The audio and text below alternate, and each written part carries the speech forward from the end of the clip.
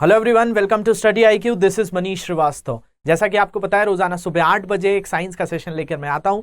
आज हम पढ़ेंगे बायोलॉजी, और बायोलॉजी के अंदर एक नया सिस्टम हम पढ़ने जा रहे हैं। तो देखा जाए तो इस नए सिस्टम को पढ़ने से पहले आज मैं क्या पढ़ाऊंगा आपको, तो एक टॉपिक पढ़ाने वाला हूं जिसका नाम है ब्लड। आज हम पढ़ेंगे ब्लड के बारे में, जिसको रक्त कहा जाता है। तो इसको क्यों पढ़ा जा रहा है, क्योंकि हमने अभी दो सिस्टम्स पढ़े थे। एक पढ़ा था डाइजेस्टिव सिस्टम, जिसको कहा जाता है पाचन तंत्र, और दूसरा सिस्टम हमने पढ़ लिया एक्सक्रीटरी सिस्टम,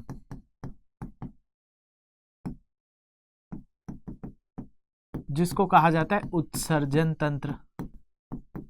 तो ये दो तंत्र हमने बहुत अच्छे से कवर कर लिए हैं।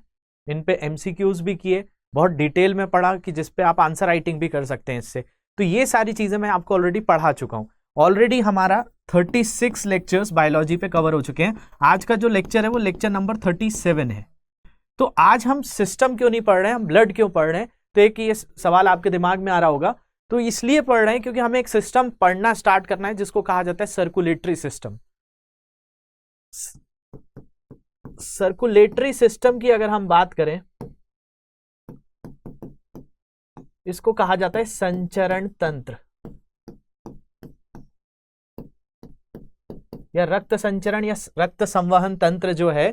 ये पढ़ने के लिए आपको थोड़ा सा ब्लड के बारे में तो बेसिक चीजें पता हो, तो फिर हम जो है वो सिस्टम पढ़ेंगे। तो सब लोग जो है पहले थोड़ा सिस्टम पढ़ाते हैं, फिर ब्लड के बारे में देखते हैं। लेकिन हम थोड़ा सा पहले ब्लड को आज अच्छे से समझेंगे कि भाई ब्लड के काम क्या क्या होते हैं, ब्लड के अंदर ग्रुप्स कौन कौन से होते हैं, कार्ल लैंडस्टीनर ने क्या खोजा था, एंटीजन क्या होता है, एंटीबॉडीज क्या होता है, इसके अलावा प्लाज्मा क्या होता है, प्लेटलेट्स क्या होता है। तो एक छोटा एक बेसिक तरीके से आपके दिमाग में ब्लड की चीजें समझने आए कि ब्लड जो है वो सिर्फ खून जो आपको दिखता है रेड कलर का, वो नहीं है। उसके अंदर कुछ सेल्स भी हैं, कुछ कोशिकाएं भी हैं, और वो क्या क्या हैं, उन सारी चीजों को आज हम समझेंगे।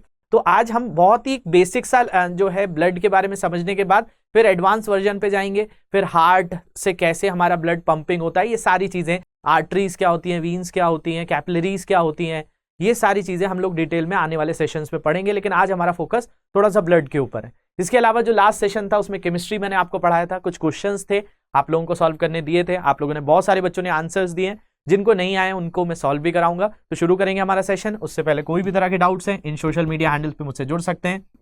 आपको कोई भी क्यूरी है मुझे मेल कर सकते हैं। इसके अलावा लेक्चर की पीडीएफ आप ऊपर दिए गए टेलीग्राम ग्रुप से डाउनलोड कर सकते हैं।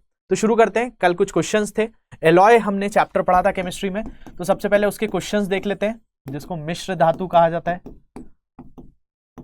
कि इनकी चीजें आपको बन रही हैं या नहीं बन रही हैं। फिर आगे, out of which of the following is not an alloy, इनमें से कौन सा एलॉय नहीं है, मतलब इनमें से कौन सा मिश्र धातु नहीं है। मिश्र धातु का मतलब मैंने आपको बताया था कि जब किसी धातु में कुछ दूसरी चीज मिला दें, चाहे अधातु मिला दें चाहे धातु मिला दें, और उसको और मजबूत और हमारे काम जो है, हमारी यूटिलिटी को पूरा करने के लिए जब इस्तेमाल किया जाता है, तो उनको एलॉय कहा जाता है। अब स्टील की बात करें तो स्टील किससे बना है? इसमें तो आयरन भी है, इसमें कार्बन भी है। ब्रास की बात करें तो ब्रास में अगर हम देखते हैं तो ब्रास में जो है इसके अंदर कॉपर भी है और जिंक भी है। ब्रॉन्ज की बात करें तो इसमें कॉपर है और टिन है। और कॉपर की बात करें तो ये एकमात्र अकेला है, तो ये मिश्र धातु नहीं है। तो तांबा जो है एक मिश्र धातु नहीं है, ये धातु है। बाकी तीनों के तीनों क्या हैं? एक मिश्र धातु हैं। तो बहुत सिंपल सा क्वेश्चन था, आंसर डी इज करेक्ट। तो आंसर डी इसका सही है।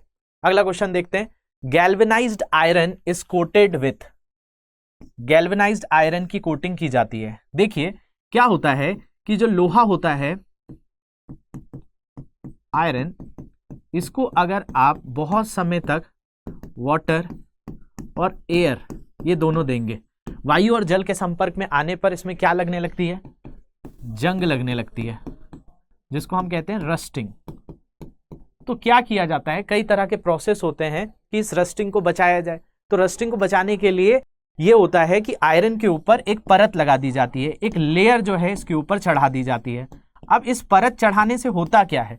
इस लेयर चढ़ाने से ये होता है कि ये जंग खाने से बच जाता है, ये रस्ट होने से बच जाता है। तो यहां पे पूछा गया है कि जो गैल्वेनाइजेशन होता है आयरन का, एक प्रोसेस है गैल्वेनाइजेशन, जैसे कि कई तरह की चीजें की जाती हैं। जैसे अगर लोहा जंग खा रहा है तो उसको पेंट कर दीजिए, ये भी एक प्रोसेस है। लोहे के अंदर बहुत ज्यादा जंग आ रही है तो उसमें कार्बन मिला दीजिए, वो भी एक प्रोसेस है। जैसे स्टील को बना देना, स्टील बहुत जल्दी जंग नहीं खाता। तो ये सारी चीजें क्या है, प्रोसेस है जिसके तहत आप उसका बचाव करते हैं। तो गैल्वेनाइजेशन भी एक प्रोसेस है। तो गैल्वेनाइज आयरन पे क्या एल्यूमिनियम लगाया जाता है, गैलेना लगाया जाता है, सिल्वर लगाया जाता है या जिंक लगाया जाता है? तो याद रखेंगे इसके ऊपर क्या लगाया जाता है, जिंक। जस्ता की परत लगाने पर जो प्रोसेस होता है उसको गैल्वेनाइजेशन कहा जाता है। अगला क्वेश्चन था कि which one of the following elements is not present in German silver? निम्नलिखित में से कौन सा तत्व जर्मन सिल्वर में नहीं होता? मैंने आपको बताया था जो आर्टिफिशियल ज्वेलरीज होती हैं, इन आर्टिफिशियल ज्वेलरी को बनाने के लिए क्या क्या इस्तेमाल किया जाता है? तो इसमें कॉपर लिया जाता है, जिंक लिया जाता है, निकल लिया जाता है। इन तीनों को मिलाकर आप क्या बना देते हैं, जर्मन सिल्वर बना देते हैं। तो क्या नहीं लिया जाता? एल्यूमिनियम को नहीं लिया जाता है। तो आंसर करेक्ट यही हो जाएगा, एल्यूमिनियम। तो ये बात आपको समझने आ गई। अब हम बढ़ते हैं हमारे चैप्टर की तरफ जो हमें पढ़ना है ब्लड। तो ब्लड को शुरू करते हैं। ब्लड के बारे में मैंने आपको एक बेसिक इंफॉर्मेशन पहले के लेक्चर में दी हुई है कि ब्लड क्या है। तो ब्लड एक कनेक्टिव टिश्यू है, संयोजी उत्तक है। और ये संयोजी उत्तक क्या करता है, हमारे शरीर में हर तरह की चीजों का संवहन करता है, मतलब ट्रांसपोर्टेशन का काम करता है। अगर हमने कुछ भोजन खाया है, हमने खाना खाया है, तो उस खाने से जो हमें एनर्जी मिली है वो ब्लड के थ्रू हर अंग तक कौन पहुंचाएगा? तो ब्लड के थ्रू ही पहुंचेगा। तो मतलब ब्लड ही एक जगह से दूसरी जगह चीजों को लेके जाएगा, चाहे न्यूट्रिशन हो, चाहे ऑक्सीजन हो, चाहे कार्बन डाइऑक्साइड हो, हर चीज ब्लड से ही हमारे सारे शरीर में घूम रही है। तो ये जो है एक संयोजी उत्तक है, एक कनेक्टिव टिश्यू है और साथ साथ कैसा है, फ्लूइड है। फ्लूइड का मतलब ये एक तरीके का तरल पदार्थ है जो एक जगह से दूसरी जगह जाता है और एक उत्तक भी है। तो देख लेते हैं। तो यहां पे हम बोल रहे हैं कि blood is a fluid connective tissue, मतलब एक तरल संयोजी उत्तक है जिसमें क्या होता है, प्लाज्मा भी होता है, विभिन्न प्रकार की रक्त कोशिकाएं भी होती हैं, प्लेटलेट्स होते हैं। और रक्त का मुख्य कार्य शरीर की विभिन्न कोशिकाएं और उत्तकों तक ऑक्सीजन और पोषक तत्वों को पहुंचाना है। मतलब हमने कोई भी पोषण लिया तो हमारे सारे शरीर को मिले, ये किसकी जिम्मेदारी है? तो रक्त की जिम्मेदारी है। तो अगर आपने सुना होगा कई बार एक्सीडेंट होता है लोगों का, तो एक्सीडेंट होने के बाद कई बार ऐसा होता है कि जब बहुत ज्यादा ब्लीडिंग हो जाती है तो लोगों की ऑन द स्पॉट डेथ भी हो जाती है। तो क्यों हो जाती है? क्योंकि वही शरीर से जो पोषक तत्व थे वो पूरे शरीर में संवहन ही नहीं हो रहे हैं। कई बार आपने देखा होगा लोगों को ब्लड चढ़ाना पड़ता है जब किसी की बॉडी में ब्लड लॉस हो जाता है। तो इसलिए चढ़ाना पड़ता है क्योंकि उसके अंदर जो है सारे तत्व हैं, हमारे शरीर का जो पूरा का पूरा मेटाबॉलिज्म है वो डिपेंड ही ब्लड के ऊपर कर रहा है। तो अगर ब्लड नहीं रहेगा तो कैसे इंसान जीवित रहेगा? जैसे आपने सुना होगा कि ब्रेन अगर किसी का डेड हो जाए, किसी का जो ब्रेन है, मस्तिष्क है, वो अगर मृत भी हो जाए तो भी इंसान जीवित रहता है कोमा में, लेकिन किसी का हार्ट फेल हो जाए तो नहीं जीवित रह सकता, क्योंकि ब्लड की इतनी अधिक आवश्यकता होती है हमें। तो इसलिए जो है आपको ब्लड हमेशा चाहिए होता है, एक प्रॉपर अमाउंट में चाहिए होता है, उसका फ्लो भी सही होना चाहिए। अगर वो स्लो फ्लो हो रहा है तो लो ब्लड प्रेशर, अगर बहुत तेजी से फ्लो हो रहा है तो high blood pressure, hypertension, heart की डिजीजेस, ये सारी चीजें ब्लड से ही तो जुड़ी हैं। अगर ब्लड में कोलेस्ट्रॉल बढ़ने लगा तो वही हार्ट रिलेटेड डिजीज हो जाएंगी। अगर ब्लड में यूरिक एसिड बढ़ने लगा या यूरिया बढ़ने लगा, अमोनिया बढ़ने लगा तो किडनी रिलेटेड डिजीजेस हो जाएंगी। अगर ब्लड में ग्लूकोज लेवल बढ़ने लगा तो डायबिटीज हो जाएगी। तो ब्लड के अंदर सारी चीजें एक जो है सही तौर पर जानी चाहिए। आपको कोई भी बीमारी होती है या कोई भी चीज होती है तो डॉक्टर आपसे सिम्टम्स तो पूछता है, लेकिन साथ साथ ये बोलता है कि ब्लड टेस्ट कराइए। अब ब्लड में जो है सारी चीजों की इंफॉर्मेशन होती है। तो हम भी समझेंगे कि ब्लड में क्या क्या चीजें हैं। आज का जो लेक्चर है वो बहुत बेसिक लेक्चर है, तो आज मैं बस आपको चीजें समझाऊंगा कि इनके नाम आप सीख जाएं। उसके बाद तो पूरा हमें सिस्टम पढ़ना है, हर एक एक चीज पर बहुत अच्छे से यहाँ पे इंफॉर्मेशन लेंगे। तो पहली बात आपको समझने आ गई होगी कि ब्लड क्या है, एक फ्लूइड कनेक्टिव टिश्यू है, संयोजी उत्तक है जिसमें बहुत सारे सेल्स होते हैं, प्लेटलेट्स होते हैं। क्या होते हैं इन चीजों को समझेंगे। तो देखा जाए तो आप ब्लड देखेंगे तो आपको तो कुछ अलग नहीं दिखेगा, एक ड्रॉप दिखेगा कि ब्लड ही है, ये पूरा का पूरा रक्त ही है। अब इस रक्त को जब आप माइक्रोस्कोप से देखें, आपको चोट लगती है तो उसमें कहीं दिखता है कि आपको कहीं प्लेटलेट दिख रहा है इसमें या कहीं प्लाज्मा दिख रहा है। तो ये कैसे देखा गया? ये देखा गया माइक्रोस्कोप से। जब आपने माइक्रोस्कोप से देखा तो पता चला कि भाई रक्त के अंदर तो कुछ कोशिकाएं भी मिलती हैं, कुछ इसमें जो है एंटीबॉडीज भी मिलती हैं, कुछ प्रोटीन भी मिलते हैं, कई तरह का तरल पदार्थ भी मिलते हैं। तो हमारे रक्त में बताया गया है कि विशेष तौर पर 4 तरह की चीजें होती हैं। कुछ होती हैं जो लिक्विड फॉर्म में होती हैं, जिनको 55% ब्लड में होता है, जिसको प्लाज्मा कहा जाता है। अभी आपने कोविड-19 में कई लोगों को सुना होगा कि प्लाज्मा थेरेपी, प्लाज्मा थेरेपी का मतलब यही था कि हमारी जो एंटीबॉडीज बनती हैं, अब एंटीबॉडी क्या होती है इसको भी थोड़ी देर में हम समझ जाएंगे। तो देखते हैं, तो हमारे ब्लड के अंदर अगर आपसे कोई पूछे तो क्या है, तो सबसे अधिक होता है प्लाज्मा, कितना होता है 55%। बाकी 45% में होता है आरबीसी, डब्ल्यूबीसी और प्लेटलेट्स। तो आपके दिमाग में आ रहा होगा ये प्लाज्मा क्या करता है। तो देखा जाए तो हमारे रक्त के अंदर, हमारे ब्लड के अंदर बताया जाता है कुछ प्रोटीन होते हैं, इन प्रोटीन को ही कहा जाता है एंटीजन। इन प्रोटीन को क्या कहते हैं हम, एंटीजन कहते हैं। तो जिसके अंदर भी कोई प्रोटीन होता है तो प्रोटीन के साथ साथ कुछ एंटीबॉडीज भी बनती हैं। एंटीबॉडीज क्या होती है, लड़ने का काम करती हैं। तो जैसे किसी के अंदर कोई प्रोटीन है तो उस प्रोटीन के साथ साथ कि हमारे बॉडी के अंदर कोई इंफेक्शन ना हो, तो ऐसी कई एंटीबॉडीज भी डेवलप होती हैं। इस चीज को सबसे पहले कार्ल लैंडस्टीनर ने हमको बताया था 1900 में। तो ये हमको पता चला था कि भाई एंटीजन एंटीबॉडी की नाम की भी कोई चीजें होती हैं। तो अगर किसी की बॉडी में आपको एंटीबॉडीज देखनी है तो वो कहां मिलेंगी, एंटीबॉडी मिलेगी आपको प्लाज्मा में। तो प्लाज्मा थेरेपी में एंटीबॉडीज ही डेवलप, आप वैक्सीन लेते हैं कोई भी चीज की, तो वैक्सीन क्या करती है, एंटीबॉडीज डेवलप करती है, ताकि कभी वो आपको बीमारी हो तो शरीर के अंदर जो प्रतिरक्षा तंत्र है उससे लड़ ले और आपको बचा ले। तो एंटीबॉडीज हमेशा कहां मिलेंगी, प्लाज्मा में मिलेंगी। तो देखा जाए तो आपके ब्लड के अंदर क्या है, कोशिकाएं भी हैं, कोशिका भी है और प्लाज्मा भी है। तो आपकी बॉडी में दो तरह की चीजें हो गई, एक प्लाज्मा हो गया, एक कोशिका हो गई। तो कोशिकाओं में तीन तरह की कोशिका होती हैं, एक होती है आरबीसी, इनके अंदर एक चीज होती है जिसको कहा जाता है हीमोग्लोबिन। हीमोग्लोबिन के कारण आपका रक्त कैसा दिखता है, रेड दिखता है। और ये जो होती हैं आपकी इस तरह की जो है कोशिकाएं मिलती हैं, रेड ब्लड सेल्स जो होते हैं हमारे, जिनके कारण हमारा खून लाल भी होता है। इसी के अंदर आयरन मिलता है। हमारी बॉडी में तीन मेटल्स की बहुत जरूरत होती है, एक आयरन की, एक मैग्नीशियम की और एक कोबाल्ट की।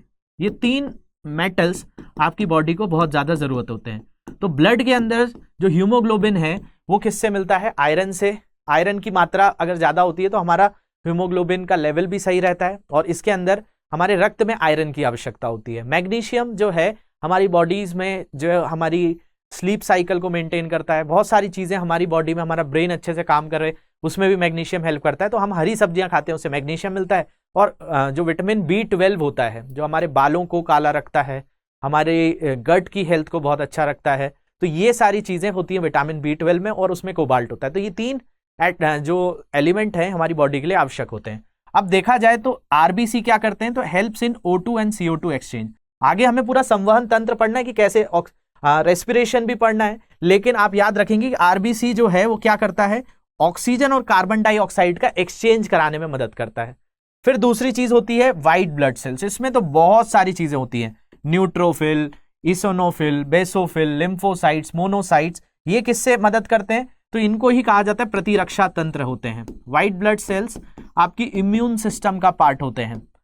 अगर आपने कभी ब्लड रिपोर्ट चेक करवाई हो तो इनमें से आप देखेंगे तो ये जो है ये लेवल्स अगर आपके बढ़े हुए दिख रहे हैं तो आप मान लिए जाए कि आप अभी किसी बीमारी से लड़ रहे हैं या फिर आपको कोई जो है पास्ट में कुछ बीमारियां हुई थी, कोई इन्फेक्शन हुआ था जिसके कारण इनके लेवल्स बढ़े मिलते हैं। तो ये हमारे प्रतिरक्षा तंत्र में काम करते हैं। ऐसे ही होता है हमारे ब्लड की क्लॉटिंग। अगर आपको कहीं चोट लगी, अब चोट लगने के बाद आपका ब्लड कंटिन्यूअस फ्लो हो रहा है, अब वो फ्लो होते होते बहुत ज्यादा फ्लो हो जाए तो क्या होगा, पूरा ब्लड खत्म ही हो जाएगा बॉडी में। तो क्लॉटिंग की भी जरूरत होती है कि रक्त का थक्का जमे। तो थक्का जमाने में जो चीज काम आती है वो प्लेटलेट्स होती है। तो आपका जो प्लेटलेट्स होते हैं ये भी हमारे रक्त के लिए जरूरी होते हैं। जो किसी को डेंगू हो जाता है तो प्लेटलेट्स काउंट पे ही सबसे ज्यादा असर होता है, सुना होगा आपने। तो बेसिकली हमारी बॉडी के अंदर सेल भी है, हमारी बॉडी में प्लाज्मा भी है। प्लाज्मा के अंदर एंटीबॉडीज भी डेवलप होती हैं। तो आपसे इतना तो आपको समझने आ गया होगा कि ब्लड में कुछ 4 तरह की चीजें हैं, जिसमें आरबीसी भी होता है, डब्ल्यूबीसी भी होता है, प्लेटलेट्स भी होता है, प्लाज्मा भी होता है। लेकिन जो प्लाज्मा होता है उस प्लाज्मा के अंदर लगभग 90% पानी ही होता है। उसी के अंदर एंटीबॉडीज भी डेवलप होती हैं, कुछ प्रोटीन्स भी पाए जाते हैं। इसके बाद देखिए हम जो है ब्लड ग्रुप सिस्टम्स पढ़ते हैं। तो हमारे रक्त के अंदर कई तरह के ब्लड ग्रुप्स मिलते हैं। जैसे ब्लड ग्रुप ए होता है, किसी का बी होता है, किसी का AB होता है, किसी का O होता है। तो ये कैसे पता चला, तो इसके लिए जो है सबसे पहला जो प्रयास किया था कार्ल लैंडस्टीनर ने किया था। और कार्ल लैंडस्टीनर ने 1900 में बताया था कि भाई सबकी बॉडी के अंदर, रक्त के अंदर क्या होते हैं, कुछ प्रोटीन्स होते हैं। इन प्रोटीन्स को ही क्या कहा जाता है, एंटीजन कहा जाता है। अगर किसी की बॉडी का ब्लड ग्रुप ए है तो उसके अंदर एंटीजन क्या मिलेगा, ए। अगर किसी बॉडी के अंदर ब्लड ग्रुप बी है तो एंटीजन क्या मिलेगा, बी। तो इन्होंने बताया था कि सबकी बॉडी में दो ही तरह के एंटीजन होते हैं, मतलब दो ही तरह के प्रोटीन होते हैं, या तो एंटीजन ए होता है या तो एंटीजन बी होता है। तो आप बोलेंगे सर ये ए बी और ओ क्या है, तो समझिए ए और बी के अलावा कुछ होता ही नहीं है, यही बताया था किसने, लैंडस्टीनर ने। तो यहां पे अगर किसी की बॉडी में ब्लड ग्रुप ए है तो यही तो बता रहा है कि उसके अंदर ए और बी दोनों एंटीजन प्रेजेंट है।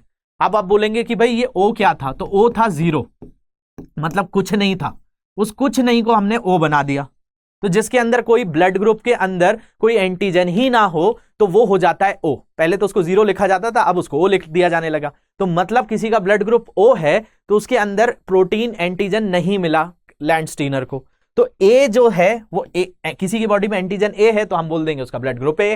किसी की बॉडी में एंटीजन बी मिल गया तो उसका हम ब्लड ग्रुप बोल देंगे बी। किसी के अंदर दोनों मिल गए तो ए और बी, ए बी हो जाएगा। और किसी में कुछ नहीं मिला एंटीजन तो उसका ब्लड ग्रुप ओ हो जाता है।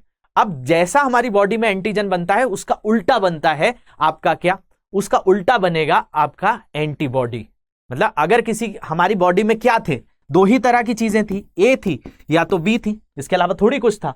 तो जिसी के अंदर ए मिला उसके अंदर एंटीजन ए हुआ, जिसके अंदर बी मिला उसके अंदर एंटीजन बी मिला, जिसके अंदर ए बी मिला उसके अंदर एंटीजन ए और बी ही तो मिला, और जिसमें ओ मिला उसमें तो कुछ नहीं मिला।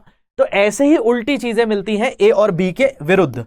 अगर किसी की बॉडी में एंटीजन ए है तो एंटीबॉडी क्या बनेगी, बी। अगर किसी की बॉडी में बी बना है तो एंटीबॉडी क्या बनेगी, ए। अब दोनों ही प्रेजेंट है तो उसमें कुछ नहीं, और अगर इसमें कुछ भी नहीं है तो क्या बनेगा, एंटीबॉडी ए और बी बनेगा। तो याद रखेंगे किसी के भी ब्लड ग्रुप से आप एंटीजन और एंटीबॉडी पहचान सकते हैं।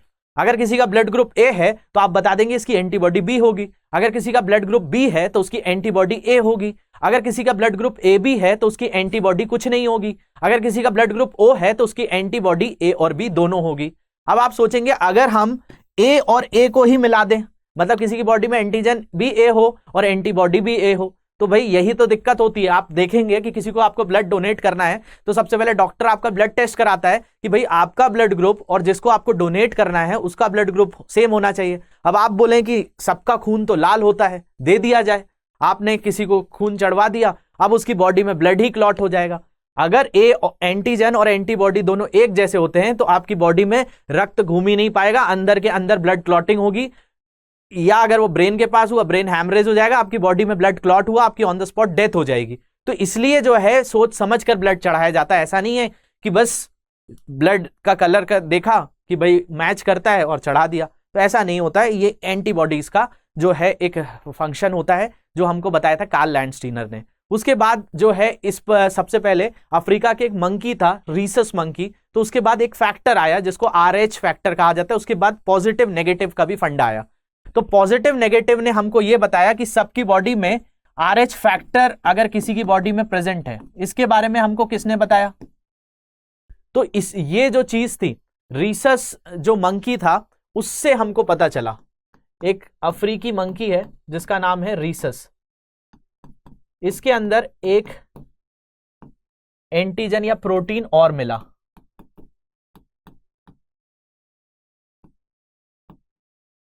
और इस प्रोटीन से पता चला कि किसी की बॉडी में अगर एंटीजन और एंटीबॉडी है उसके बाद अगर कोई प्रोटीन और होता है तो उसका ब्लड ग्रुप क्या हो जाता है, पॉजिटिव हो जाता है। मतलब जैसे कि अभी तक आपको क्या पता था, यहां तक बस ब्लड ग्रुप पता चला ए है, यहां तक पता चला बी है, यहां पर ए बी है या ओ है।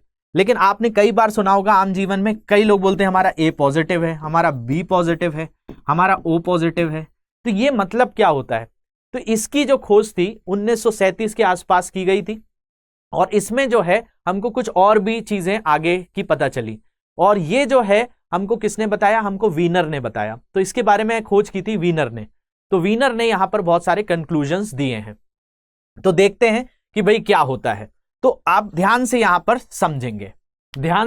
समझेंगे, देखिए क्या होता है। अगर किसी की बॉडी में RH फैक्टर प्रेजेंट है तो RH फैक्टर का मतलब है उसकी बॉडी में एक तरह का प्रोटीन एक्स्ट्रा है। तो अगर किसी की बॉडी में ये RH फैक्टर है, जो किसने बताया था हमें, वीनर ने बताया था 1937 से 40 के बीच में ये पता चला था। तो वीनर ने हमको यही बताया कि भाई किसी की बॉडी में अगर ये प्रोटीन प्रेजेंट है, जो किस में मिला था, एक रीसस बंदर में मिला था, तो उसके अंदर क्या होगा, उसके अंदर होगा पॉजिटिव ब्लड ग्रुप, और अगर ये प्रोटीन नहीं है तो नेगेटिव ब्लड ग्रुप। समझिए ध्यान से, किसी की बॉडी में अगर वो एक्स्ट्रा प्रोटीन है तो उसका पॉजिटिव ब्लड ग्रुप, अगर नहीं है तो नेगेटिव ब्लड ग्रुप। तो ऐसे अलग अलग ब्लड ग्रुप्स बन गए। ए था तो ए का पॉजिटिव भी हो गया, ए का नेगेटिव भी हो गया। बी था तो बी का पॉजिटिव भी होगा, बी का नेगेटिव भी हो गया। ए बी था तो ए बी का पॉजिटिव भी हो गया, ए बी का नेगेटिव भी हो गया। तो समझिए यहां पे जो वीनर ने हमको बताया वो RH फैक्टर के बारे में बताया, और RH फैक्टर ने हमको एक चीज बता दी, वो क्या थी, तो वो था ब्लड ग्रुप का पॉजिटिव या नेगेटिव होना। मतलब किसी की बॉडी में अगर ये प्रोटीन है प्रेजेंट तो क्या होगा, प्रोटीन प्रेजेंट होने पर उसके अंदर पॉजिटिव ब्लड ग्रुप होगा। अगर ये प्रोटीन एब्सेंस है तो उसके अंदर नेगेटिव होगा।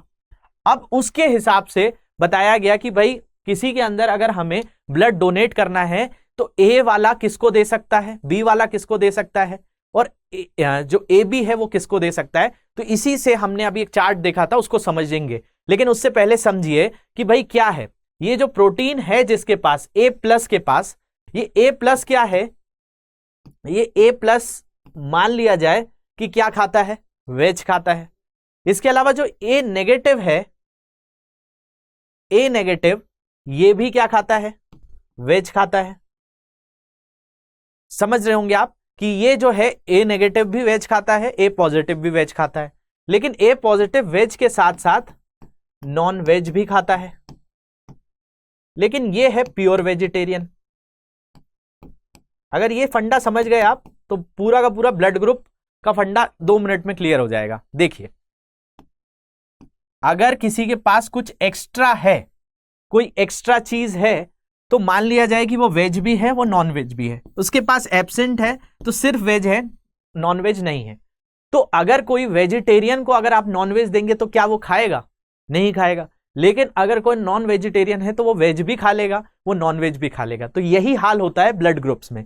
अगर कोई नेगेटिव वाला है तो नेगेटिव वाला तो क्या है, वेज वाला, तो इसका खाना तो ये भी खा सकता है, लेकिन क्या इसका खाना ये खा सकता है, नहीं।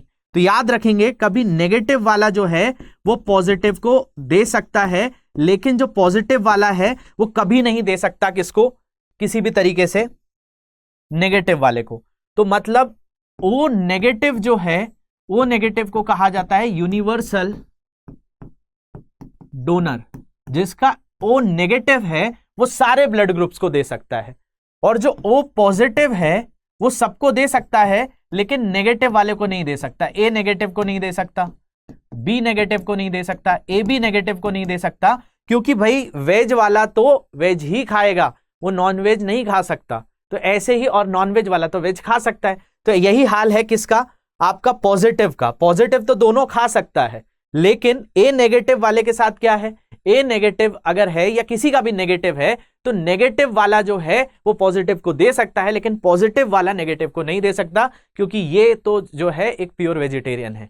तो अब देखिए इस चार्ट को, आपको समझने आएगा। अब देखिए ए बी पॉजिटिव जो है, ए बी पॉजिटिव को कहा जाता है, क्या होता है, ये ए बी पॉजिटिव सबसे ले सकता है। ए बी पॉजिटिव को कहा गया कि ये क्या है, यूनिवर्सल एक्सेप्टर है, ये सबसे ले लेगा। तो A B positive O negative से भी ले लेगा, ओ पॉजिटिव से भी ले लेगा, बी नेगेटिव से भी ले लेगा, बी पॉजिटिव से भी ले लेगा, ए नेगेटिव से भी ले लेगा, ए पॉजिटिव से भी ले लेगा, ए बी नेगेटिव से भी ले लेगा, ए बी पॉजिटिव से भी ले लेगा। अभी इसको ध्यान से समझिए, इस पे बहुत सारे क्वेश्चंस कराऊंगा मैं आगे चलकर। तो यहां पर हम जो है बहुत सारे क्वेश्चंस इसमें आगे करेंगे। अब देखिए ए बी नेगेटिव में ध्यान से देखिए, ए बी पॉजिटिव सबसे ले सकता है, लेकिन ए बी नेगेटिव सबसे ले रहा है क्या, नहीं। ए बी नेगेटिव सिर्फ नेगेटिव से ले रहा है। देखिए ओ नेगेटिव से, बी नेगेटिव से, ए नेगेटिव से और ए बी नेगेटिव से। अब ए पॉजिटिव है, ए पॉजिटिव ओ से भी ले लेता है, ओ पॉजिटिव से भी ले लेता है, ओ नेगेटिव से भी ले लेता है, बाकी ए से ले सकता है। मतलब ए जो है वो या तो ओ से लेगा या तो ए से लेगा। इसके अलावा ए नेगेटिव सिर्फ ओ नेगेटिव से और ए नेगेटिव से ले रहा है। इसके अलावा बी पॉजिटिव की बात करें तो बी जो है वो ओ से भी ले लेगा और बी से भी ले लेगा, तो O negative O positive, O negative A negative B negative B positive वो ए से नहीं लेगा, और बी नेगेटिव सिर्फ किससे लेगा, ओ नेगेटिव से और बी नेगेटिव से। ओ पॉजिटिव की बात करें तो ओ पॉजिटिव किससे लेगा, ओ नेगेटिव से और ओ पॉजिटिव से।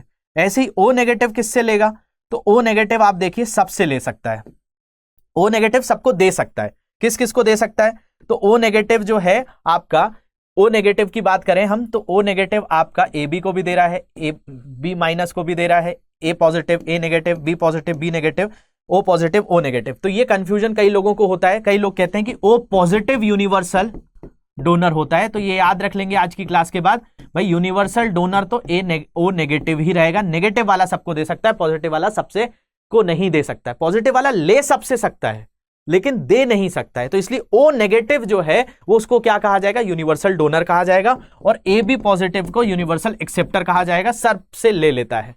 तो अगर आपसे पूछा जाए कि भाई किसी भी मदर और फादर में कोई ना कोई ब्लड ग्रुप होता है तो उनके बच्चों में ब्लड ग्रुप्स कैसे आते हैं, तो इस फंडे को भी थोड़ा सा समझ लीजिए। इस फंडे को ऐसे समझिए, अगर किसी का ब्लड ग्रुप ए है तो होता यह है कि इनका एक जीनोटाइप होता है, इनके जीन से ये चीज निकल कर आती है। अब आप सोचेंगे ये जीनोटाइप क्या होता है, तो देखा जाए तो हमारे अंदर या आपके अंदर कोई भी ब्लड ग्रुप है तो वो आपके माता पिता से ही है, और माता पिता से आपको जीन्स के फॉर्म में आता है, तो सबके अंदर अपने मदर फादर से ही ब्लड ग्रुप मिला है। तो ध्यान से समझिए, किसी के अंदर अगर ब्लड ग्रुप है तो वो किस पर निर्भर करता है, जीन्स पर निर्भर करता है कि आपको मदर और फादर के किस तरह के जीन मिले हैं। तो देखा जाए तो ए बी और ओ, ये 4 तरह के ब्लड ग्रुप्स होते हैं, तो ये जीनोटाइप पर निर्भर करते हैं। अब ये जीनोटाइप क्या बताता है, तो जीनोटाइप बताता है कि हमारी बॉडी के अंदर जो क्रोमोसोम्स होते हैं, गुणसूत्र होते हैं, पेयर्स में होते हैं। तो आपकी बॉडी पर ए अगर है तो इसकी संभावना है आप हो सकते हैं IA या IAIO। अब आप सोचेंगे ये क्या लिख रहे हैं आप सर, तो इसको ध्यान से समझिए। हमारे अंदर होते हैं गुणसूत्र। अब गुणसूत्र जो बनते हैं, किसी के अंदर अगर मदर मान लिया जाए किसी का ए पॉजिटिव है, ए ब्लड ग्रुप है, तो उसको कुछ मिला होगा मदर से और कुछ मिला होगा फादर से। तो मान लिया जाए किसी का ब्लड ग्रुप था, अभी पहले ये जीनोटाइप देख लीजिए तो आपको इससे मैं आप जल्दी समझा दूंगा।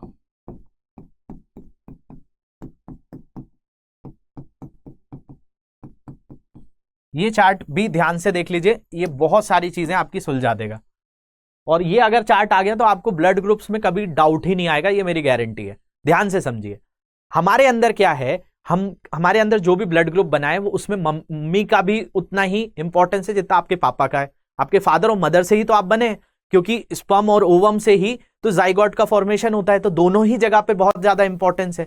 आपकी मदर का ब्लड ग्रुप क्या है और आपके फादर का ब्लड ग्रुप क्या है। मान लिया जाए आपकी मदर का ब्लड ग्रुप था ए, आपके फादर का ब्लड ग्रुप था ओ। ध्यान से समझिएगा, तो आपकी मदर के अंदर 2 तरह की संभावना हो सकती है। आपके मदर के अंदर जो क्रोमोसोम्स हैं, जो जीन है, उसके दोनों पेयर के ऊपर ए और ए हो सकता है आपकी, या फिर एक और संभावना हो सकती है IAIO हो सकता है। आपके फादर के ऊपर अगर ओ है तो ओ का मतलब है उनके दोनों जीन टाइप में ओ और ओ ही है। लेकिन जब भी क्या होता है, किसी भी चाइल्ड में, किसी भी बच्चे में जब ब्लड ग्रुप बनता है तो पूरा का पूरा ना मदर का आता है ना पूरा का पूरा फादर का आता है। ये आप देख रहे होंगे 1 और 2 1 और 2 1 और 2, इनमें से निकलकर सिर्फ एक ही आता है, इनमें से निकलकर सिर्फ एक ही आता है।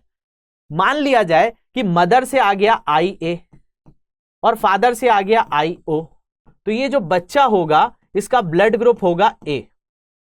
अगर इस में से निकलकर मान लिया जाए IO आ गया और यहां से तो IO ही आएगा, तो उस बच्चे का ब्लड ग्रुप क्या हो सकता है, O हो सकता है। तो ये जो संभावना है, इसी से पता चलता है कि मदर फादर का जो ब्लड ग्रुप होगा उसके हिसाब से बच्चे की क्या क्या संभावना हो सकती है। तो आप अगर कॉम्बिनेशन बनाएंगे तो आपको कॉम्बिनेशन एक मिलेगा IAIO का, IAIO IAIO IAIO या फिर IAIO मतलब या तो बच्चे का A ही होगा या तो O ही होगा। अगर मदर फादर में से किसी का भी A या O है तो किस पे डिपेंड करता है, जीनोटाइप पे डिपेंड करता है। तो ये जीनोटाइप ध्यान से याद रख लीजिए, और याद हो गए तो खत्म बात। अब जैसे मैंने आपको एक बताया है, ऐसा एक और एग्जाम्पल ले लेते हैं। मान लिया जाए फादर का है AB, मदर का है O।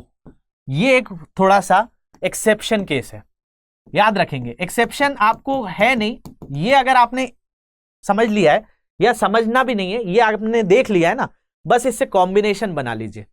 AB है तो क्या होगा, IA IB, और अगर आपका O है तो यहां पर IO है। ये एक्सेप्शन क्यों मैं बोल रहा हूं, क्योंकि आप देख रहे हैं कि मदर फादर में A और O है, तो बच्चे में भी A और O की ही संभावना है। लेकिन ये एक ऐसा ब्लड ग्रुप है, तो अगर जो मम्मी का है, जो पापा का है, अगर मम्मी फादर या मदर में से आपका AB या O है, तो बच्चे के अंदर ना AB आएगा ना O आएगा। ये खास चीज है, कैसे देख लेते हैं। मान लिया जाए यहां पर इस तरह की चीज है, तो निकलकर तो सिर्फ एक ही आएगा। मान लिया जाए मदर से आ गया IA, अब फादर से तो सिर्फ आ रहा है O, तो यहां क्या बन गया बच्चे का, A। इसके अलावा यहां से अगर निकलकर आ गया IB आ गया, तो यहां से क्या आ जाएगा, IO, तो ये क्या हो जाएगा, B हो जाएगा। मतलब बच्चे की जो संभावना है इस केस में या तो A होगी या तो B होगी। ना यहां पर मदर का A है, ना फादर का A है, ना मदर का O है, ना फादर का O है, और बच्चे का जो बन रहा है A और B बन रहा है। तो ये एक सिर्फ एक्सेप्शन केस है। बाकी ये फंडा देखिए, दोनों में से कॉम्बिनेशन बनाइए। आपको 2 मिनट में आप किसी भी बच्चे का बता सकते हैं कि मदर फादर का अगर ये ब्लड ग्रुप है तो उस बच्चे का यही ब्लड ग्रुप होगा। तो देखिए यहां पर मैंने आपको बताया है, अगर फादर का A है और मदर का A है तो क्या कॉम्बिनेशन बन सकता है, या तो A या तो O। अगर फादर का B है, मदर का A है, तो AB और O सारे कॉम्बिनेशन बन सकते हैं। वहीं अगर आपका फादर का AB है और मदर का A है, तो AB बन सकता है, O नहीं होगा। याद रखेंगे, जहां AB आ जाता है वहां O नहीं आता, जहां O आ जाता है वहां AB नहीं आता। देखिए यहां O आ गया है तो कहीं AB नहीं नजर आ रहा है, यहां पर O आ गया है तो यहां AB नहीं नजर आ रहा है, यहां AB आ गया है तो यहां O कहीं भी नजर नहीं आएगा। अगर यहां AB आ गया है तो यहां भी कहीं O नजर नहीं आएगा। तो ये कुछ खास चीजें होती हैं जो मैंने आपको यहां कॉम्बिनेशन बताया है। इसको बस देख लीजिए, अपने हिसाब से निकाल कर देखिए। ये चार्ट आपको 2 मिनट में आप बना लेंगे। जैसे कि अगर मदर का B है, फादर का A है, तो AB और O हो जाएगा। अगर B और B है तो B और O ही बनेगा। AB है तो इस तरह का कॉम्बिनेशन जो चार्ट दिया है इसको बताने की जरूरत नहीं है, अगर आपने ये समझ लिया है तो ये ध्यान से बस इसका स्क्रीनशॉट ले लीजिएगा और बैठकर एक बार ट्राई करिएगा। नहीं आएगा तो आगे के लेक्चर्स तो पढ़ाऊंगा ही मैं, और भी बहुत सारी इसमें डिटेल्स बताऊंगा। तो आज जस्ट छोटी सी बात बतानी थी, इसलिए हमने ये कवर किया है। इसके अलावा आज पढ़ लेते हैं ब्लड्स के कुछ काम जो आपको याद रहने चाहिए। तो देख लेते हैं कि काम क्या है। तो सबसे पहला है, मानव शरीर में रक्त के 3 मुख्य कार्य होते हैं। शरीर के एक भाग से दूसरे भाग में पदार्थों का परिवहन, मतलब ट्रांसपोर्ट करना, जैसे श्वसन गैसें, आपका CO2 और ऑक्सीजन को इधर से उधर लेकर जाना। इसके अलावा अपशिष्ट पदार्थ, जो भी एक्सक्रीटरी पार्ट्स होते हैं उनको बॉडी से बाहर कर देना। एंजाइम्स आदि रोगों से सुरक्षा और शरीर के तापमान का नियमन, मतलब हमारी बॉडी के टेम्परेचर को भी ब्लड मेंटेन करता है। दूसरा काम क्या है, रक्त शरीर के तापमान को नियंत्रित करता है। ये फेफड़ों से ऑक्सीजन को शरीर के विभिन्न हिस्सों तक पहुंचाता है। इसके अलावा ये सांस लेने के लिए शरीर की कोशिकाओं से कार्बन डाइऑक्साइड को फेफड़े तक ले जाता है। ये पचे हुए भोजन को छोटी आंत से शरीर के सभी अंगों तक पहुंचाता है। इसके अलावा ये अंतःस्रावी ग्रंथि, मतलब एंडोक्राइन ग्लैंड से जो है हार्मोन्स जो रिलीज होते हैं बॉडी में पहुंचा देता है। ये अपशिष्ट उत्पाद यूरिया को यकृत से गुर्दे तक उत्सर्जन के लिए ले जाता है, मतलब किडनी से बाहर करने में मदद करता है। ये इन्फेक्शन से बचाता है। और एक स्वस्थ पुरुष के शरीर में लगभग 5 लीटर रक्त होता है, जबकि एक महिला के अंदर तुलना में लगभग 500 मिलीलीटर कम होता है। मतलब एक एवरेज ह्यूमन में 5 से 6 लीटर होगा, फीमेल्स में आधा लीटर कम होता है। कुल रक्त शरीर के वजन का लगभग 60 से 80 मिली किलोग्राम होता है। तो भाई आपका ये कुछ बेसिक्स इंफॉर्मेशन है ब्लड के बारे में। आगे चलकर और भी बहुत अच्छे से इस चीज के बारे में पढ़ेंगे। तो आज जो जो मैंने चीजें बताई हैं इनसे थोड़ा सा ब्रशअप करिए, पुराने लेक्चर्स को भी देखते चलिए, फिर आगे हम सर्कुलेटरी सिस्टम्स को स्टार्ट कर देंगे। आज के क्वेश्चंस हैं कुछ, इनके आंसर्स देने आपको कि blood is connective tissue, epithelial tissue, दोनों या नन। रक्त संयोजी उत्तक है, उपकला उत्तक है, दोनों है या कोई नहीं है। बहुत सिंपल सा क्वेश्चन है, आंसर जरूर देंगे। इसके बाद अगला क्वेश्चन है, the blood group of universal donor. Universal donor का ब्लड ग्रुप क्या होगा, BO AB A। तो ये बहुत ही अच्छे से पढ़ाया है मैंने, सिंपल सा फंडा है, याद हो ही गया होगा। Blood grouping was discovered by, blood grouping की खोज किसने की? Louis Pasteur, William Harvey, Robert Koch, Karl Landsteiner. तो इसका आंसर भी आप लोग बता देंगे तो कमेंट सेक्शन में जल्दी से इसके आंसर्स देंगे। कोई भी डाउट्स आएंगे इन सोशल मीडिया हैंडल्स पे मुझसे जुड़ सकते हैं, ऊपर दिए गए टेलीग्राम ग्रुप से आप पीडीएफ भी डाउनलोड कर सकते हैं। Thank you very much for watching this, have a great day.